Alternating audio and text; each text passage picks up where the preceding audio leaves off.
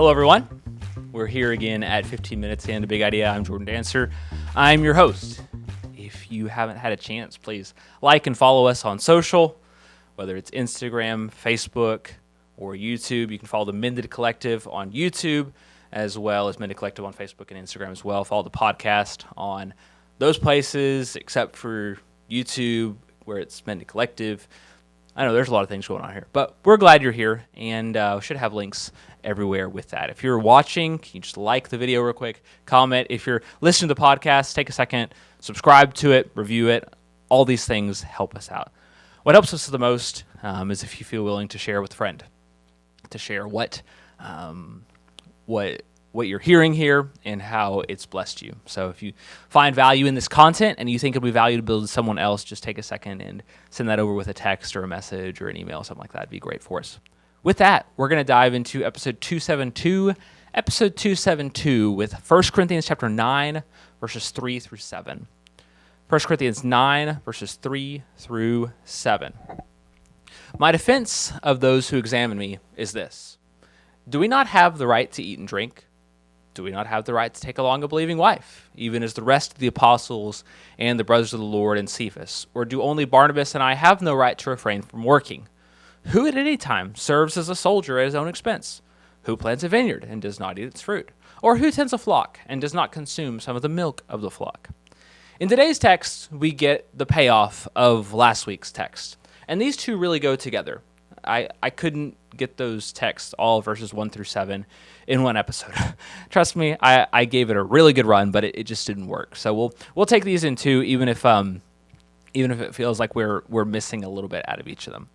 To recap, though, we're in the middle of the eating in idols temple section, or the food offered to idols section of 1 Corinthians. This is the focus of the discussion in chapters 8 through 11, which is a part of the larger section of chapter 5 through the first few verses of chapter 16.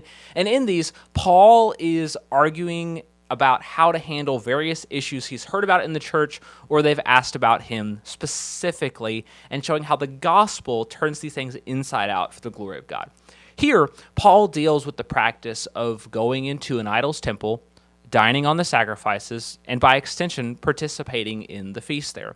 Paul finds this practice problematic on multiple levels. But he first begins by trying to engender empathy in the Corinthians towards their less knowledgeable Christian brethren.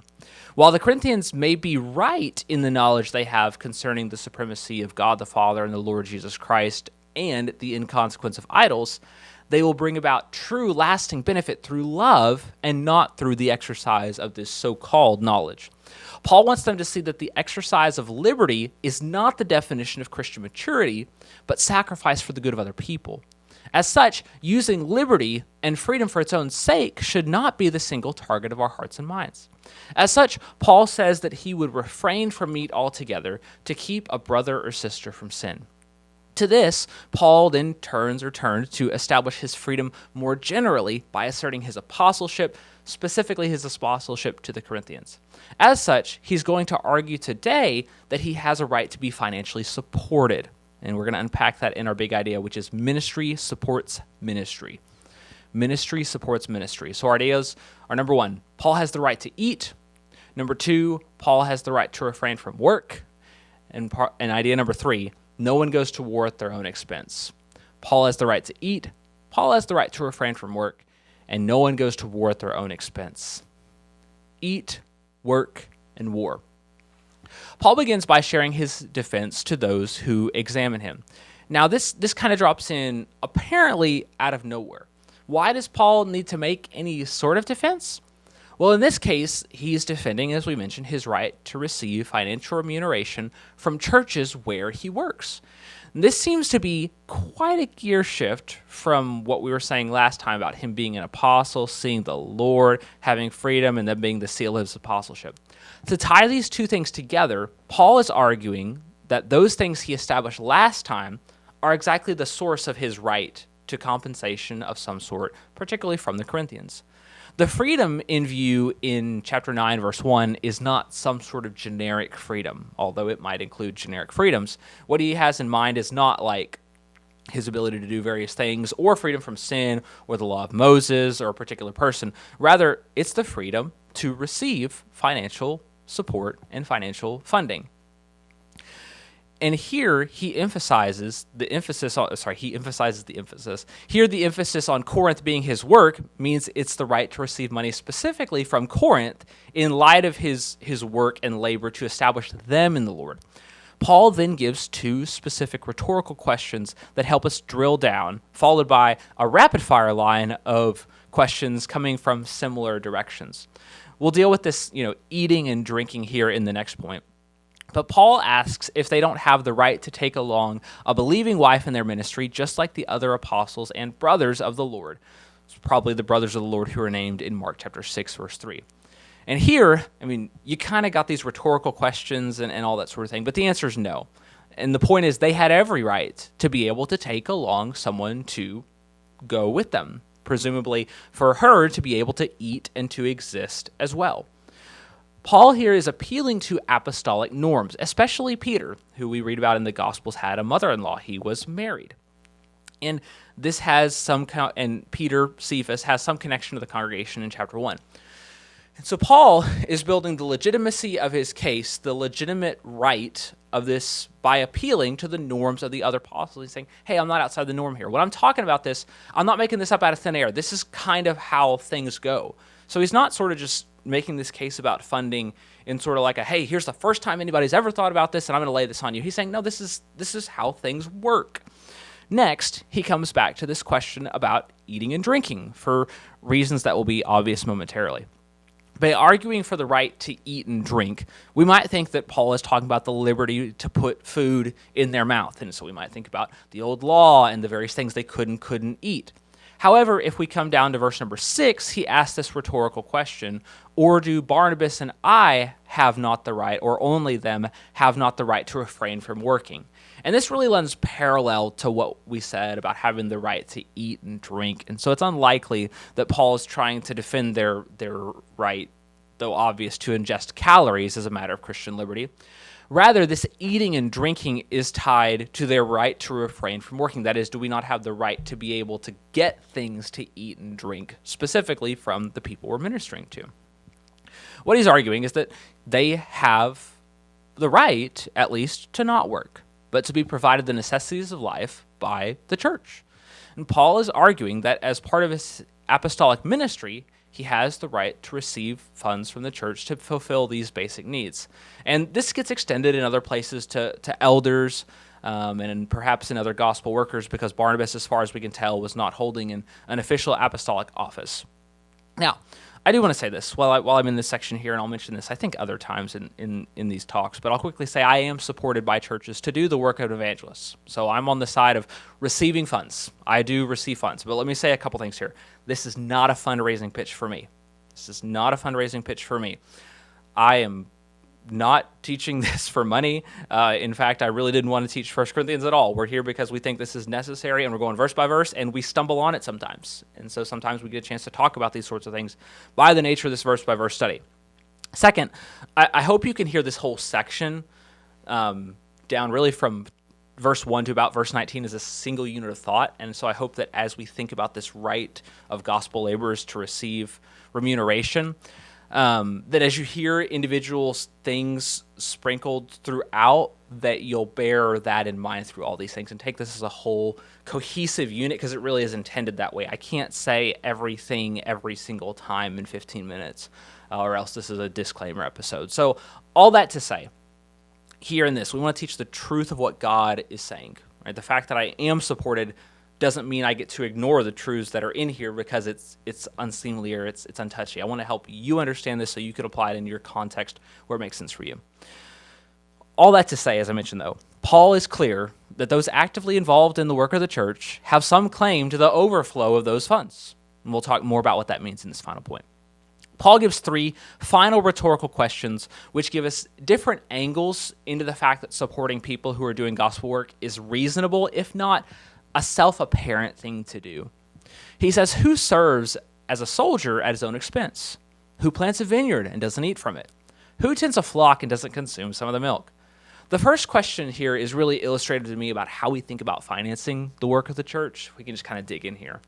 Imagine if a soldier was tasked to go to war. They said, take over this place or defend this or whatever, but they've got to defend their own food. I mean, if I could bear the ludicrousy of this, imagine you got these people running off the landing craft at Omaha Beach, and they're pulling a shopping cart behind them. I mean, it just doesn't make any sense that they've got to provide for their own things so they can eat along the way. Or, in this more ancient context, basically they're having to stop and grow crops, or they're having to stop and buy stuff, or they're having to get labor so they can buy stuff to eat, and then they're warring part-time. It just doesn't work.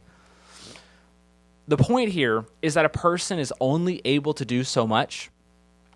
They only have so much capacity, energy, time, and so forth. Eventually, providing for their own needs means they have to stop soldiering. And so too, a kingdom laborer must eventually stop and provide themselves something to eat. If that food is not supplied, then they have to stop doing explicit gospel work and do a different kind of labor. I mean, we may say, well, handle whatever. I mean, eventually the car runs out of gas, literally. And you can say, well, you could walk, okay, but I mean, you can only walk so far in a day. The funds that are used by gospel laborers support the gospel work that they're doing. Part of the way that we can cause more gospel labor to happen as people who are, who are giving we give, just being a gospel laborer doesn't exempt you from being charitable and contributing to the work yourself. But as we do that, is we get more work done by paying people who do have the heart and the abilities to do this. I'll quickly say that the vineyard analogy is to say that a person planting a vineyard likely on behalf of another has to eat to keep doing the work, as with the previous analogy. Further, I want to note this one here. And I don't know where we're at on time, but we're doing okay. We'll tuck in here a little bit. The person who tends a flock is going to partake of the milk. But the reason they do so is to continue the work so they can be a blessing to the flock, not to the exploitation of the flock. And the whole point here is you hire someone to tend a flock, and there's going to be some produce, some benefit you get, but you've got to make sure you can support them financially enough so they can actually keep working. Because if you've got to get the second job, then they can't keep working. And to me, as we kind of land the plane here and think about all these things, I mean, first I'll just say I hope you take this in the spirit of graciousness that I intend it with towards you, trying to understand this text and where we're going here.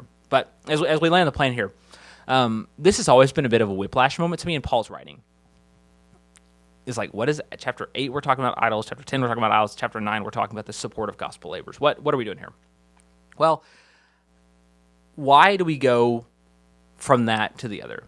But Paul is really using this extended discussion of his right here to receive things for how he navigates this right for the blessing of others, which will come to completion in 2 or 3 weeks. We'll get to a lot of those things. Stay tuned for that. But today, though, we just want to notice the responsibility we have to support kingdom work and to make it happen and to be generous in that support. And I think the notion of a soldier going to war is helpful because whenever we think of a soldier going to war, we get this notion of all of us being helpful. The soldiers on the front line dodging the bullets, but as we think about this phrase of a home front, the home front is still a part of the war effort. Whenever you think about in World War II here in America, the war was in Europe or in the Pacific theater, depending where it was. But we still conceived of America as being in a front, in a war, because they were providing for the war machine to continue to advance the borders and to take objectives and that sort of stuff. And I believe this is how it works with kingdom work, is that supporting kingdom workers is kingdom work. When we place money in the contribution basket or however you do it with a check or online giving or giving of goods specifically to gospel workers, whatever it is, that is kingdom work. That is you advancing the kingdom and contributing to the cause of Christ and the Christian warfare that we're all a part of. And obviously we have individual responsibilities where we're planted to labor and to preach the gospel to the people in front of us. But when we allow those laboring to stay in the battle, to stay engaged out of the excess that we have and even making sacrifice to be part of that, that is gospel work. And that is important and it is valuable and it advances the name of Christ. So as we think about how we live this out, we'll have more extensive questions next week, but are you contributing to the work of the kingdom? whether by your individual actions in your community or through your financial contributions to the work of the church? Do you see your financial contributions as kingdom work, as the gospel going forth that you're a part of? Do you view yourself as part of the kingdom of God, working with your local body and all the saints to advance the mission of God and the name of Jesus Christ for the glory of God? Thanks so much for joining us today here at 15 Minutes and a Big Idea. Today's big idea: ministry supports ministry.